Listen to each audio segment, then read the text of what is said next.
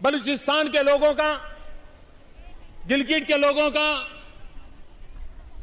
पाक के कब्जे वाले कश्मीर के लोगों का मैं आज तहे दिल से आभार व्यक्त करना चाहता हूं। भारत इकोनॉमिकली ताकतवर है। भारत किसी अदारे को इंटरनेशनली प्रेशराइज नहीं करने देता अपने मुल्क को, जो मर्जी वो करते रहें। पाकिस्तान को जारी बात है मसला मसाइल होता है। बलूचिस्तान के लोग आज भी सोशल मीडिया पर पीएम मोदी का ये बयान शेयर कर रहे हैं। आइए आपको पीएम मोदी का ये बयान सुनवाते हैं। पिछले कुछ दिनों से बलूचिस्तान के लोगों ने, गिलगिट के लोगों ने, पाक ऑक्युपाइड कश्मीर के लोगों ने, वहां के नागरिकों ने जिस प्रकार से मुझे बहुत बहुत धन्यवाद दिया है, जिस प्रकार से मेरा आभार व्यक्त किया है, मेरे प्रति उन्होंने जो सद्भावना जताई है। ये लोग सारे इंडिया की रॉ एजेंसी है जिसके ट्रेन किए हुए लोग हैं। ये हम में से ही हैं, बाहर से नहीं है। या तो कुछ अफगानी वो हैं जो हमारे ऊपर तपे हुए हैं, जिनको निकाला गया यहाँ से, अब वो गुस्सा इस तरह भी निकाल रहे हैं। दूसरा ये कि बेरोजगारी की वजह से भी कुछ मामला तो हो रहे हैं। लेकिन पाकिस्तान का, जैसे मैंने बताया ना, कि हमारी इकोनॉमिक कंडीशन अच्छी नहीं है। तो जब हमारी इकोनॉमिक कंडीशन अच्छी नहीं है तो फिर हमें मुश्किलात रहती हैं। ऊपर से फिर एक और प्रॉब्लम भी है। अभी जिस तरह के फॉर एग्जाम्पल बलोचिस्तान के हालात ख़राब हुए तो वहाँ पे बलोचिस्तान के अंदर सुनने में आ रहा है कि एक बड़ा मिलिट्री ऑपरेशन शुरू हो सकता है। इंकशाफ किया है कि अब बलूचिस्तान के स्कूलों में पाकिस्तान का झंडा नहीं लगाया जाता, ना ही वहां के बच्चों को अब पाकिस्तान का कौमी तराना पढ़ाया जाता है, जिस पर बलूचिस्तान के चीफ मिनिस्टर ने कहा है कि जो कोई भी पाकिस्तान के कौमी तराने का एहतराम नहीं करेगा उसे यहाँ से निकाल दिया जाएगा। ये जो चीफ मिनिस्टर हैं उन्होंने भी बात की है। ये अगले दिन मैंने भी एक इंटरव्यू इसी तरह का दिया था एक अखबार को, तो उसी पे ये बात चली कि जी ऑपरेशन बदर जो है शायद वो पाकिस्तान की सिक्योरिटी फोर्सेस शुरू करने जा रहे हैं। मुशर्रफ ने क्या नारा लगाया? क्या लगाया था? यही तो पाकिस्तान। उसने कहा था सबसे पहले पाकिस्तान। ठीक है, तो आप उससे तो डिसएग्री करते हैं? मैं उससे डिसएग्री करता हूँ, टकराव के करता हूँ। आपकी अपनी ओपिनियन है। उसने कहा था सबसे पहले पाकिस्तान, तो फिर बलोची नाराज क्यों है? ठीक है, वो बलोची इस वजह से नाराज नहीं कि आपने सबसे पहले पाकिस्तान नहीं, कह तो फिर दिया। वो क्या वो पाकिस्तान को जोड़ कर रखे ना, फिर कौमियत क्यों नहीं आई? ये कि बलूचिस्तान के अंदर जो वाकयात हो रहे हैं ना, आज भी आपने देखा होगा, खबरों में भी हमने सुना है कि 6 आदमी मार दिए गाड़ी से, शनाख्ती कार्ड देख के जो पंजाब के थे बिलखुसूस उन्हीं को उतार के निशाना बनाया। उसके अलावा आज एक बम धमाका भी हुआ है मोटरसाइकिल में, रिमोट बम के जरिए। इनसे ये पूछा जाए जितना कुछ हो रहा है, मुसलमानों में जुल्म हो रहा है, इसके खिलाफ ये आवाज क्यों नहीं उठा रहा है? आपने कहा जी किसी रियासत की रियासत की आर्मी मौजूद हो तो आप वो करेगी। इस्लाम में ये इस्लाम में ये नहीं है कि रियासत की आर्मी मौजूद हो और वो बनी रहे, चुप बैठी रहे, तो आप जिहाद नहीं करेंगे। तो फिर करें। जिहाद दो तरीके होते हैं, एक जिहाद होता है नफली, एक जिहाद होता है फर्जी। अगर आपकी किसी मुसलमान रियासत पर कोई काफिर हमला कर देता है और वो बेचारे हो जाते हैं कमजोर।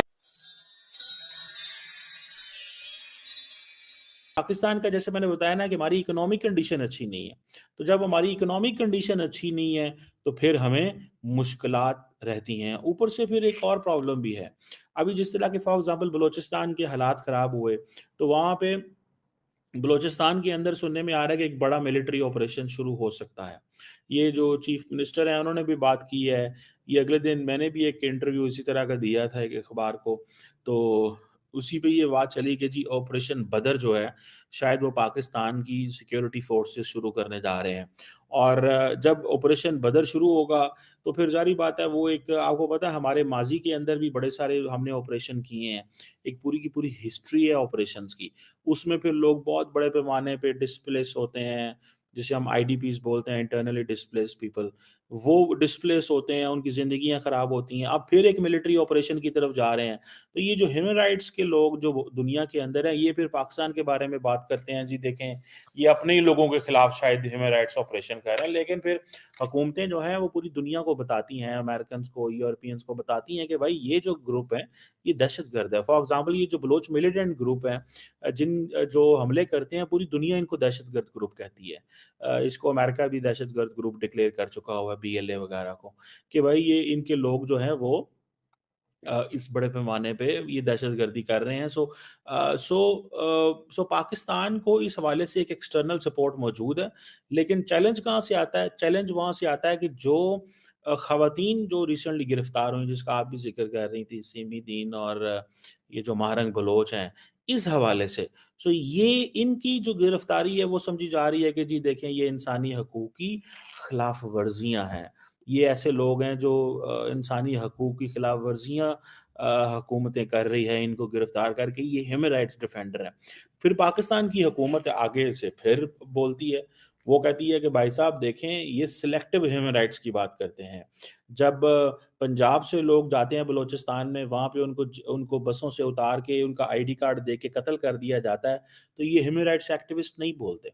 और जब मिसिंग पर्सन की बात आती है, तो उसके ऊपर बिल्कुल बोलते हैं। तो ज़ाहिर बात है, मिसिंग पर्सन को तो कोई भी सपोर्ट नहीं करेगा, मैं भी नहीं करूँगा।